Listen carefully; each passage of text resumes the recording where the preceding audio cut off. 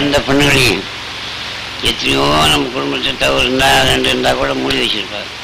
கோபம் வந்து ஒரு அடி அடிச்சுட்ட உடம்பு கூட எல்லாம் வடிச்சுட்டு போடுவார். போதுமா?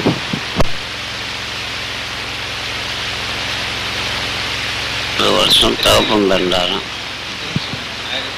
840வது வருஷம் தவப்பம் பிறந்தாராம். கேட்டானா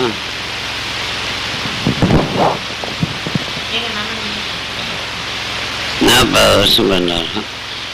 46வது வருஷம் 4வது வருஷம் என்ன ஒரு பெண்ணு பிறந்தான்.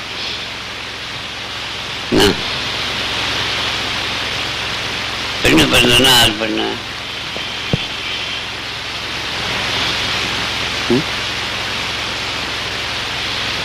என்னை பெற்றவங்க பிறந்தாங்களாம். சரிதானா? அப்போ 40 இருந்து 20 வருஷம் 19 வருஷத்துக்கு சேர்த்து எவ்வளோ ஆச்சு? 59வது வருஷத்தில் என்ன குளமரியா நாதகன்னி கோட்டைக்குள்ளே வந்து சேர்ந்தாள் என்னை பெற்ற தாய். அப்போ நத்த வயிற்றில் முத்து பிறக்கும்னு எல்லாரும் சந்தோஷப்பட்டாரலாம். வயசு 15 வயசு. சரிண்ணா? 1.5 வருஷம் பிற்பாடு நான் பிறந்தேன். அம்மா என்ன எல்லாம் முத்துன்னு எல்லாம் கும்பிட்டுக்கிட்டு இருந்தாங்களாம். எனக்கு அதே 6 மாதத்துக்கு முன்னே என்னை பெற்றவர்களுக்கு கல்யாணம். 6 மாதத்துக்கு பிற்பாடு சித்தப்பண்ணு கல்யாணம். 2 பேரும் பெரிய மக்கா சின்ன மக்கா. 3 மாதத்துக்கு தான் வயசு சின்னவங்க பெரியவங்க.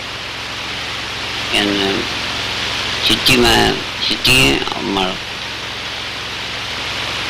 எனக்கு 5 மாதம் குழந்தையா இருக்கிற பாட்டேன் என் பேரன் உலகத்தில் ராஜ உரிவாரம் பண்ணுவான்னு இருந்தாலும். சரிம்மா, நான் 7 மாதம் குழந்தையா இருக்கையில் பாட்டி வீட்டில் நான் எவ்வளோ எங்கள் இடம் இருந்தேன்னா 3 இடம் தங்கம் விட்டாங்களாம். சரிண்ணா? அப்போ 8 மாதம் எனக்கு ஆகிற அந்த சித்திக்கு 13 நாள் பெண் குழந்தை. அப்போ நான் 8 மாதம் குழந்தையா இருக்கையில் யாரோ ஒரு பைத்தியக்காராட்ட வந்து எனக்கு பசிக்குதுன்னு கேட்டாங்க. ஐயோ யாரோ பசிக்குங்கிறாங்கன்னு சொல்லி ஒரு பசி ஆற்றுங்களேன்றான் என்னை பெற்ற தாய். அவர் ஆகாரம் சாப்பிட்டு என் ஊஞ்சலில் ஆட்டிக்கிட்டு இருக்கிறத பார்த்துட்டு இது ஆண்டவன் குழந்தைன்னு சொல்லிட்டு மாயமாக போயிட்டாங்க. தொலைவி பார்த்தாங்களாம் காவல். 2வது நாளோ 3வது நாளோ பயங்கரமான என்னை பெற்ற தாய் கனவு கண்டுவான். இது பாட்டுங்கிட்ட நான் பயங்கரமான கனவு கண்டம்மா மாமான்னு சொல்ல, நீ சின்ன குழந்தையம்மா, உங்கள் குழந்தைய பெற்ற உன் கனவு வச்சா ஒரு வாரத்துக்குள்ள தொழில் சரி கிடைக்கும்.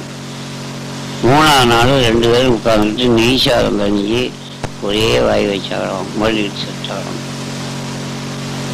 இல்லைன்னா அந்த 13 நாள் குழந்தைய தூக்கி அடிச்சுட்டு தன் குழந்தைய வளர்க்காம அந்த சித்தி என்ன வளர்த்துக்கு. இல்லைன்னா எனக்கு தாயாருன்னு தெரியாது, தகப்பாருன்னு தெரியாது. தகப்பு எனக்கு கல்யாணம் வேண்டாம், என் மனைவி போய் உன்னை மனைவி பார்க்க போது எனக்கு ஒன்றும் வேண்டியதுன்னு தர்மம் பண்ணிக்கிட்டு இருக்காரு. கேட்டோன்னா எனக்கு யாருமே தெரியாது.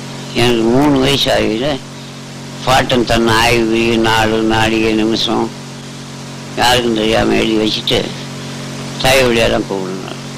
தாய் வழியெல்லாம் கூப்பிட்டு எனக்கு அப்புறம் ஒன்றும் தெரியாது. இந்த எழுதி வச்சுக்கிட்டு அப்புறம் சொல்லிடலாம் தெரியும்.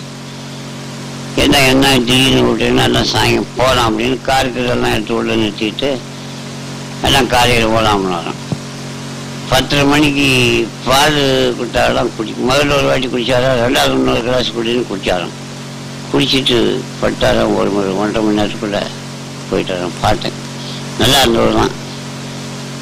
அவரே டைட் எழுதி வச்சுக்காரு, இந்த நேரம் நம்ம ஆய்வு பெரிய போகணும். எனக்கு எனக்கு 6 வயசு ஆகையில் ஒரு 6.5 காணி நஞ்சு நிறைய வச்சு இங்கிலாண்டில் படிச்சு வாத்தியார். அந்த நாளையில்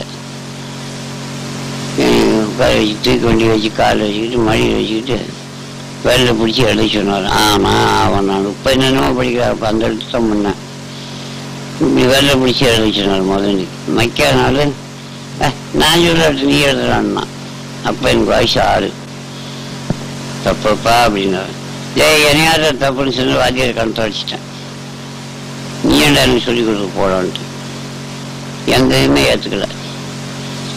எனக்கு 16 வயசு முடிஞ்சு 16ஆவது நாள் தாப்பா என்ன பண்ணியிருக்காரு, தன்னுடைய ஆய்வுரிய மாதிரி அப்பனாட்டவே நேரம் காலம் நாடி இதெல்லாம் எழுதி தெரியாம தான் வச்சுருந்துருக்காரு. வச்சுட்டு அத்தையவே நான் பெரியம்மாள் இருந்ததுனாலேயே எனக்கு அத்தையும் தெரியாது. கூப்பிட்டு அக்காவை கூப்பிட்டு எல்லாத்துக்கும் மூத்தது, என்னை பெற்றவரோட மூத்தது. அக்காவை கூப்பிட்டு தாய் வழியெல்லாம் கூப்பிடுனா என்னமோ தம்பி அதை தருமை நிறையா பண்ணுறதுக்கு தான் எனக்கு வேணுமோ போய் கூப்பிட்டு எல்லாம் நூற்றுக்கணக்காக வந்தால் என்னம்மா எனக்கு என்ன வேணும்னு கேட்டார். ஒன்றும் இல்லை, குழந்தைய பத்திரமா பார்த்துக்கணும். அப்போ எனக்கு தெரியுது, அதுக்கு முன்னே எதுவும் தெரியாது. அதுக்கு என்ன சொல்கிறார், குழந்தைய நீயா பார்த்துக்க, நாங்கள் தான் எல்லாம் பார்த்துக்கிட்டு இருக்கிறோமேன்னு சொல்கிறார்.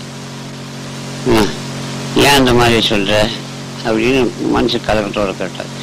ஒன்றும் இல்லைன்னு சிரிக்கிறாரு. எல்லாம் நாளைக்கு போகலாம் அப்படின்னாரு. நாளைக்கு போகலாம்னு சொல்லிவிட்டு அப்படியே எனக்கு நல்ல விவரம் தெரியுது. அதுக்கு முன்னே என்ன நடந்ததுன்னு எனக்கு தெரியாது. தகப்பனே தகப்பன் தெரியாது. பெரிய பண்ணிட்டுருக்கிறேன், சித்தப்பன் தான் தகப்பன்ட்டுருக்கேன், சித்தி தான் தாயின்ட்டுருக்கிறேன். தாய் சத்தம் தெரியாது, எதுவுமே எனக்கு தெரியாது. அப்போ காலையிலெல்லாம் டிஃபன் சாப்பிட்டு தாய் கூட பிறந்த மாமனும் கட்டில் உட்காந்துட்டார். சுற்றி ஈச்சல் போட்டுக்கு பொம்பளைங்கெல்லாம் பாய் போட்டு கீழே உட்காந்துட்டார். நிறைய கூட்டம் போய் ஆளில் வெத்தவாக்கு போட்டுக்கிட்டு இருந்தாங்க. சித்தப்பட்டு ஈச்சல் உட்காந்து. அப்போ எனக்கு நல்லா தெரியும், அதுக்கு முன்னே எதுவும் தெரியாது. கூப்பிட்டா இருக்கட்டும், எப்பவுமே கூப்பிடுவாரு, எடுத்து முத்து வைப்பாரு. நான் பெரிய பொண்ணு தான் இருக்கணும் தாப்பினேன். கூப்பிட்டாரு, கிட்ட தூக்கி வச்சு முத்து வச்சுட்டு திருலோகத்தை விட்டு நான் பல்லோகஞ்சாறு போனேன். நீ சில காலம் திருலோகத்தை வந்து பல்லோகஞ்சாறு வாங்கணும். திருப்பி வந்து நான் ஈச்சில் உட்காந்துட்டு சித்தப்பங்கிட்ட கொஞ்ச நேரத்தில் முகம் வேர்த்தது. அத்தை வந்தோடனே வெத்தவாக்கு போய் சொத்தப்பாக்கு போட்டு மென்ட்டியணுமா வாயுவை பிடிச்சிட்டு காப்பி குடியிருந்தது. எனக்கு ஒன்றும் இல்லை, நீங்கள் எல்லாரும் குடிங்கன்னாரு. அப்போ எனக்கு நல்லா தெரியல, நம்ம மட்டும் தவற காப்பி போட்டு காய்கிட்டாங்க இருக்குது, நீ வாயை பிடிச்சி காப்பி குடின்னு அத்தை தான் நான் கொடுக்குது. அத்தைன்னு அப்புறம் தான் எனக்கு தெரியும், அதுக்கும் தெரியாது. அந்த காப்பி வாங்கி குடித்தாரு. குடிச்சிட்டு ஒரு 10 நிமிஷம் கூட இல்லை, குடி கீழே சாஞ்சார். 1 மணி நேரத்தில் ஒன்றும் காணும். அப்போ தான் தூக்கி வச்சுக்கிட்டு தாயும் இல்லை தவறுன்னு எல்லாம் அழுகிறார். அது வரல எனக்கு தெரியாது. அழுக போகும்போது 26 நாள் என் தாய் எங்கே, என் தகப்பனுங்க, ஏன் இது வரல சொல்ல. அழுதுகிட்டு எம்பாட்டு சாப்பிடல, தண்ணி இல்லை, ஒன்றும் இல்லை, என்னென்னமோ தூக்கி வச்சுக்கிட்டு ஜனங்க அழுகிறாரு.